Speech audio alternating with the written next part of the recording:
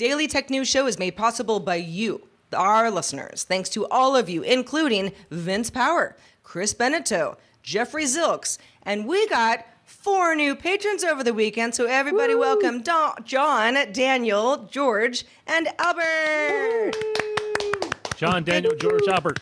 Yeah, it sounds like something you're supposed to say 4 different people. 4 different people. Yes. On this episode of DTNS, Apple Intelligence is here. Well, round 1 is anyway. Plus, the TikTok of the Fediverse comes onto the scene. And can Allison Sheridan replicate her voice with AI technology? She'll tell you about her experiences thus far.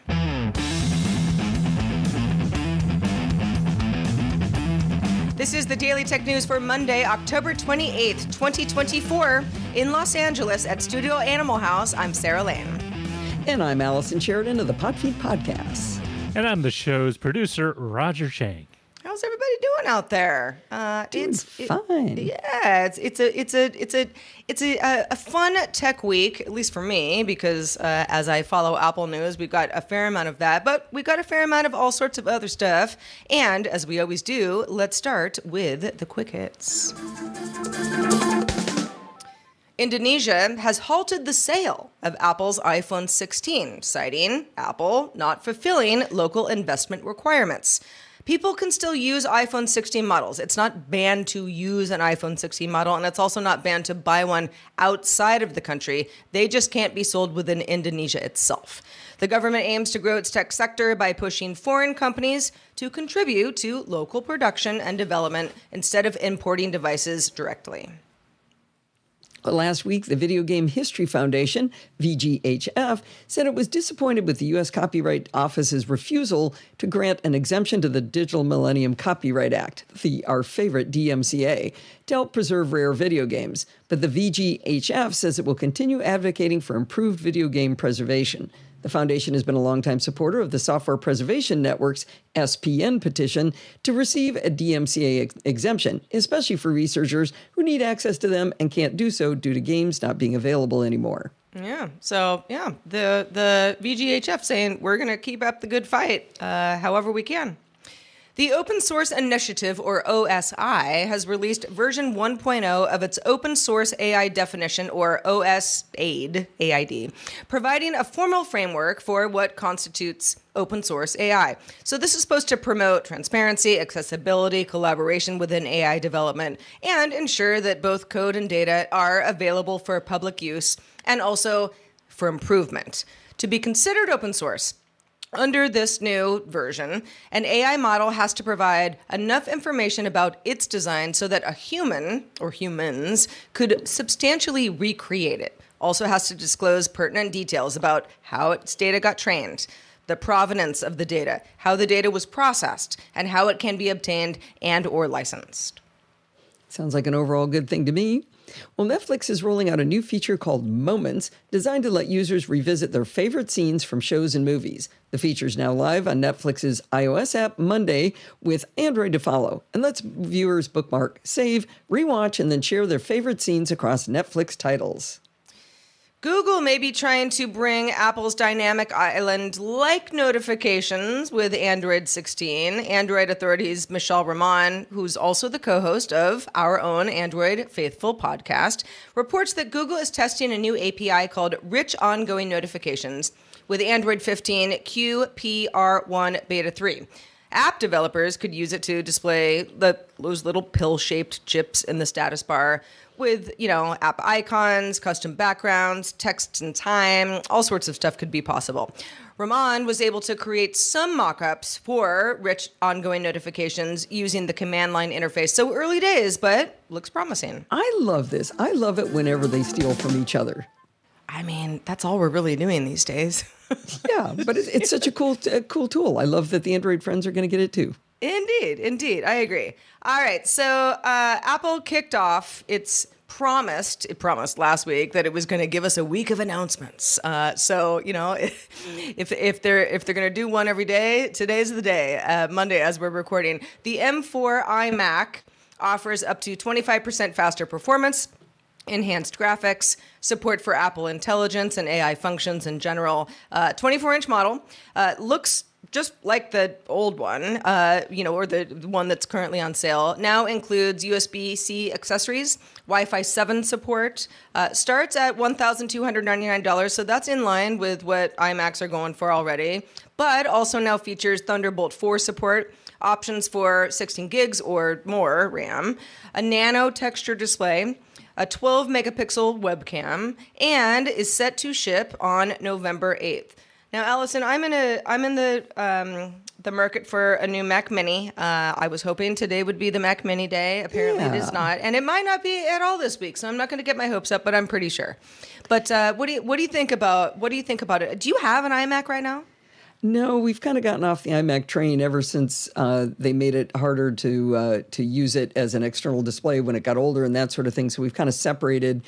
Steve used to always have iMacs, and now he's got a Mac Studio and the Studio display. So when he upgrades the Mac Studio, he doesn't have to throw away a perfectly good display. But yeah. I want to contention with what you said. These are totally different colors, Sarah. They're the exact same colors, but in fresh shades of green, yellow, orange, pink, purple, and blue, along with the classic silver. Totally different. Totally different. Yeah, it's sort of like it's like when Instagram's like, good photo, but like, would you like to enhance it? Same photo, but just better. It's like HDR version of yellow. No, so yeah, you're right. There are some subtle differences externally, not much. The colors, I guess, are being punched up in the way that you would feel like your yellow iMac is slightly different than the one that you had before if you happen to be upgrading. But these are great machines. I think it's great that they're getting the love, right? They're getting the M4. That's fantastic. It seems kind of silly that the only thing with the M4 was, the iPad Pro. That seemed kind of strange, right? Well, yeah. I think that's what kicked off the whole rumors of like, obviously the Mac line is going to get the M4 because they put it in the iPad Pro. They wouldn't just do that for the iPad Pro and then just be like, well, everybody's just going to have to deal with, M2, M3 type things for everything else. This is a great machine. I'm with Steve on this one. I have a monitor that is pretty great. It's an Asus monitor. I've been using it for years. It's 28 inches. It's plenty big for the desk that I'm sitting at right now. So it's like, I don't need a new display. I want one, sure, but I don't need one. I've had discussions with people. My friend Gary has a 27-inch iMac, the classic 5K iMac from 2017 that everybody loved, and it's just killing him that he has to throw it away, and he's really angry with Apple that they're not making another 27-inch. And I tried to convince him, get the Studio display, get a Mac Mini, and you'll be fine. And you never have to throw that display away again when it's perfectly good. But you know what? He's out there right now. He's picking out his he's going to get the 24-inch iMac just to stay in the iMac format. Yeah. He just has to decide which fresh shade of color he wants. Right. Is it teal or really cool teal? Depends. Speaking of Apple Intelligence, which obviously...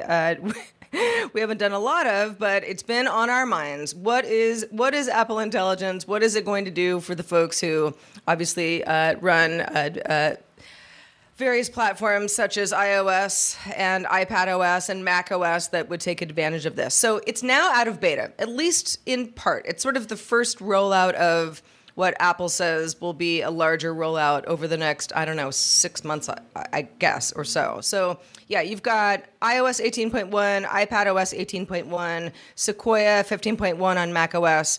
This is coming first to the US, and then you've got select English-speaking regions with expanded localized support for countries Canada, Australia, the UK, Ireland, New Zealand, and South Africa, expected in December. And Allison, I know earlier before the show started, you were sort of like, this is a little confusing because then we got word that Apple Intelligence would start rolling out to EU countries in spring of next year, so 2025. And I think what it sounds like to me is that if you're in the US, you're kind of getting, you're getting what you're getting. The other English-speaking regions that might be able to benefit from localized support, that's rolling out next. Then other languages and other regions rolling out next year. So I think there's another subtlety that really messes this up. The reason Apple isn't giving Apple Intelligence to the EU is because of the Digital Markets Act. And the iPhone was judged to be a gatekeeper under the DMA, and so they were worried that they'd be forced to allow interoperability with their competitors. However, the Mac was not dominant enough to be a gatekeeper, so my understanding is the EU is going to get Apple Intelligence on the Mac earlier. And it's just on the iPhone and the iPad. Well, I don't know where the iPad falls in, but the iPhone for sure won't be getting it until later. So I think this tangled language is all because of confusion with what the laws are going to do about it. I mean, I would, it is confusing. It is very confusing. What was also confusing to me, Allison, this morning, and as I'm looking at my, it's ready. Oh my gosh, that is so funny. Okay, so here's the story. So this morning I was like, okay, let's. I'm in the beta program on iOS, but I'm not in the developer program.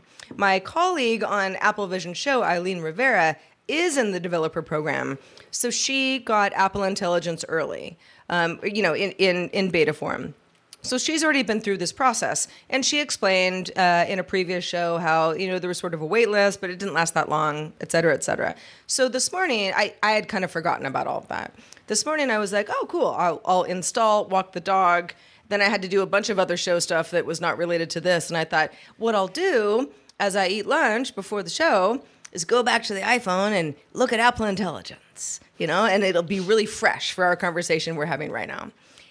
And I kind of screwed myself because I was waiting for some sort of like a push notification or, here's how you toggle on Apple Intelligence. And I never got it because I had to sign up for the wait list, but I never got a push notification about that either.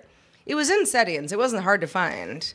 But once I did that, I was like, oh man, I could have, saved myself a couple of hours. However, and we were joking like it's going to happen during the show. It did. Now here we are. I'm going to choose. I'm not going to do this right now because we have things to talk about. But yes. So I did do a little hack to get in earlier.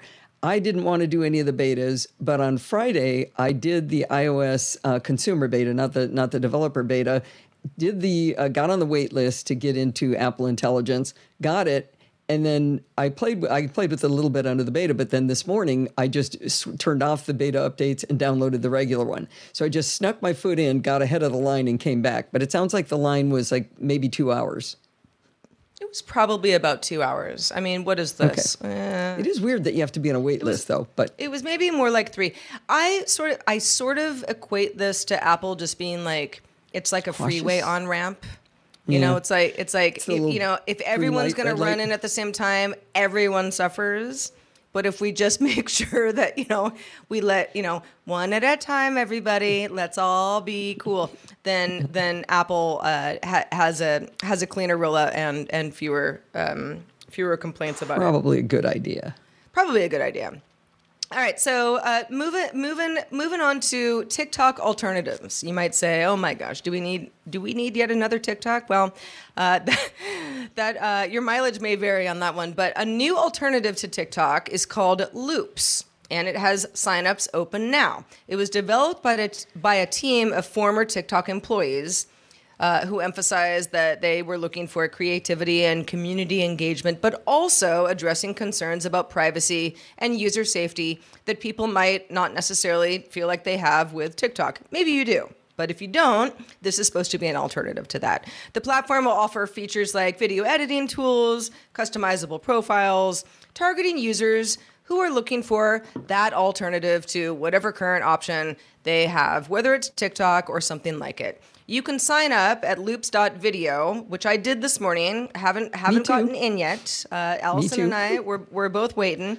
But a few other notes here. You have to be 13 years or older, or say that you are, to do anything, following, liking, commenting, sharing your own content. And then, pardon me, a trust score system has a video from... If I'm a user with a low trust score, it might be moderated before it gets published altogether. That's interesting. Yeah, I know. It's a little unclear, who's doing that? How big is the team? Why is my trust score low? What have I done in the past? But that's supposed to, obviously foster a pleasant community. If you have a high score, might be published immediately the way that you would be on another platform. Loops is not integrated with ActivityPub at this time. It's looking to be, says the team, but ActivityPub is, powering Mastodon and PixelFed and PeerTube and a variety of other Fediverse apps. So this is early days for sure. But yeah, I wanted to get your thoughts, Allison. I don't know how much of a TikTok user you are. I'm a casual consumer of TikToks. I'm not. My account has like one cat video on it, but I think competition is good. I am addicted to TikTok. And what's going to be really controversial here is I'm a big fan of Mastodon, and I like the fact that it's not owned by any company and there's no algorithm. So the people I see or the people I follow, if somebody boosts something, I get to see it because somebody boosted it, not because the algorithm decided, hey, this will make her angry. And so I'm completely and totally against the algorithm, and I'm away from Twitter. I'm all on Mastodon. It's fantastic. But the best thing about TikTok is the algorithm, because I don't actually follow very many people. I just like the stuff I like, and I get more of the stuff I like. So I sit there watching, there's an account, The Dogs Were Good Today. I forget what the real name of the account is, but it's fantastic. You got to find that and watch, definitely follow that one. But I see cool disability stuff, or accessibility stuff, I should say. I see kittens and puppies and ducks with kittens, and it's just a joyful, wonderful place. Yeah, I think, anybody who's just sort of like, TikTok, it's a bunch of people dancing. You really don't understand the breadth of the content on a network like TikTok. And even, you mentioned like good dogs. I mean, Otis, my dog, has an Instagram account. He doesn't have a TikTok, but he has an Instagram account. Therefore, we get a lot of dog stuff served to us over on Instagram, which is wonderful in its own way. But yeah, TikTok is, I have friends who are my age or, around there, extremely intelligent, and they get their news off of TikTok. And the first time someone said that to me, I was like, how? What do you mean? How is that possible? And there's a congressperson I follow. And I get some news about what's going on in Congress from that guy. But in general, I don't. I have been actually liking some fun political videos lately, so I get a little bit of that. But as far as news, not really. But it'll be real interesting to see what Loops can do where it sounds like maybe there wouldn't be an algorithm. I don't know. That'll be interesting. If it serves me up happy kittens and puppies and dogs and funny stuff, then I'm all in, and I will probably give it a try. But I'm still waiting. I want to get my invitation back. They said they would send it to me, and they didn't. I know. We'll definitely circle back when we're able to play around with Loops a little bit. But before we move on, the Fediverse. I thought this was kind of an interesting stat. More than 11.6 million users in the Fediverse in general at this point. I know that's not TikTok numbers, but it's still a lot of people who are interested.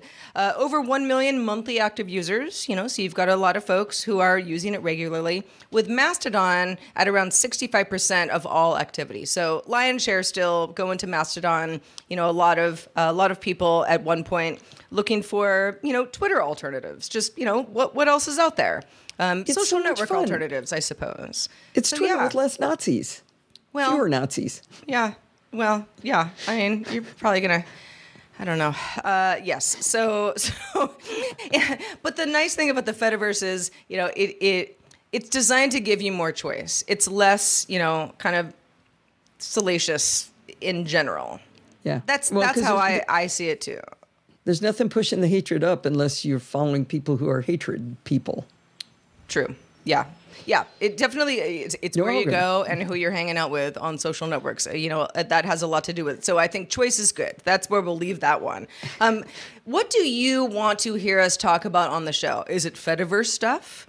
Is it more about Apple Intelligence? Is it something else? One way to let us know is in our subreddit. You can submit stories and vote on them at reddit.com/r/dailytechnewsshow. So Allison, you You say you lose your voice nearly every year. It's happened to me as well. It's obviously problematic when you're a podcaster or somebody who, speaks out loud for your job all that often. Last year, you used 11 labs to create a synthetic voice. But when it happened again to you this year, and I know you're still coming off of it right now, although you sound great, you tried some different services. So let's talk about those services. Well, I think Joe has a little clip that he wants to play of exactly what it sounded like last week. Let's let play.ht take over from here. In the olden days, iOS kept everything sandboxed in a way that apps weren't allowed to reach outside of their own data to open individual files. But with the aptly named Files app and an API to allow a human to do the picking, apps can now open files directly on iOS. That is Not bad. No, it's not bad at all. I mean, you might be like, I wouldn't, the intonation is a little, I would not know the difference. That sounds like you. Yeah, so I was searching for a new way to do it, so I asked ChatGPT to give me some recommendations, and they recommended two different services. Well, I have several different ones, but the ones I chose to look at were Resemble AI and Play.ht. Resemble.ai was had a $1 plan, a starter plan, just for 1 month you could get it for $1. So I figured that would be fun. They had a handful of free rapid voices and one professional voice. The professional voice was amazing. The problem with Resemble AI was that they had very inconsistent rules. Like they said, okay, you have to give me a WAV file or an MP3 file to train the voice. So I gave it a WAV file and it said, no, you encoded the WAV file wrong.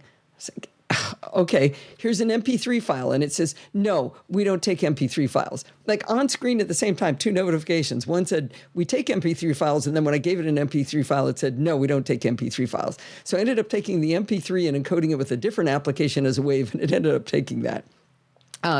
It also will only transcribe 3,000 characters at a time. And the article I needed it to read was 13,000 characters. So if I was to use this one, I would have had to have uploaded it in 7 different chunks. It was also not real clear how to get it to fix mistakes. And it kind of cuts words off. And I want to play a little sample here of what this one sounded like. I think Resemble AI was even better. So listen to this one. The best way for me to describe cross-stitching to nerds is that it's like 8-bit graphic. You create a picture using different colored threads, where each cross-stitch is a little block. Making a diagonal line of these little blocks would be a jagged line, just like in 8-bit graphics.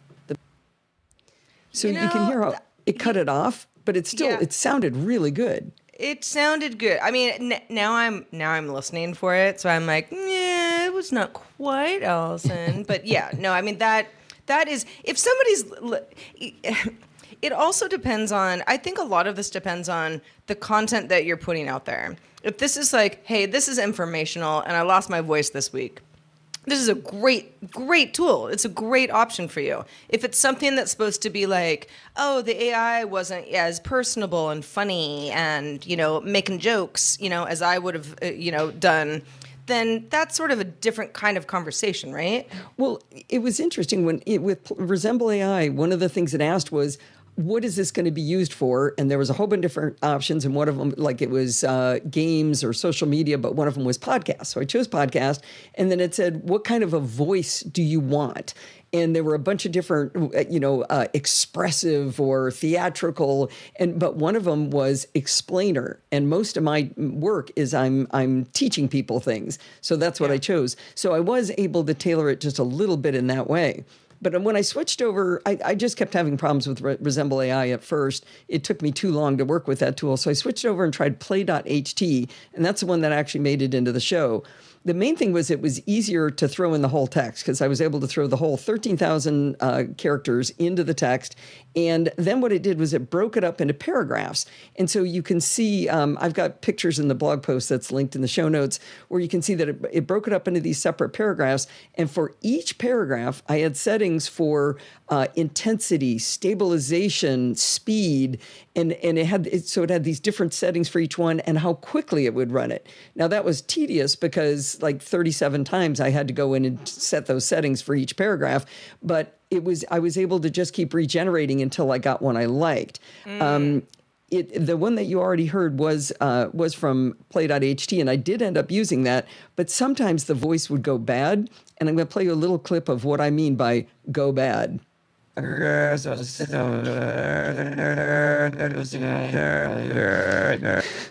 you talking about? You sound so good.